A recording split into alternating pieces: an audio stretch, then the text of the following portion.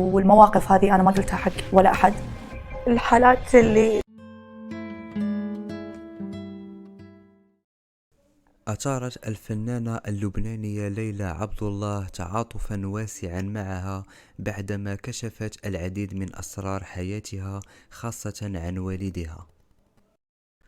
كما صدمت ليلى عبد الله متابعيها عن تعرضها إلى التحرش في سن 6 سنوات من قبل 3 أشخاص مختلفين، ولم تتمالك ليلى نفسها من البكاء، حيث قالت في مقابلة مع الإعلام الإماراتي أنس بوخاش: 3 مقربين من العائلة تحرشوا بي، واستغلوا وضع والدي أنهم غير قادرين على سماعي وإدراك ما أتعرض له.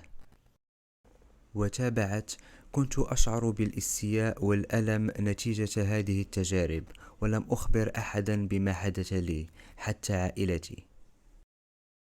واستكملت ليلى تصريحاتها: كان والدي واثقا من هؤلاء الأشخاص، وكنت أدرك أنه سينكسر قلبه لو أخبرته بما تعرضت له.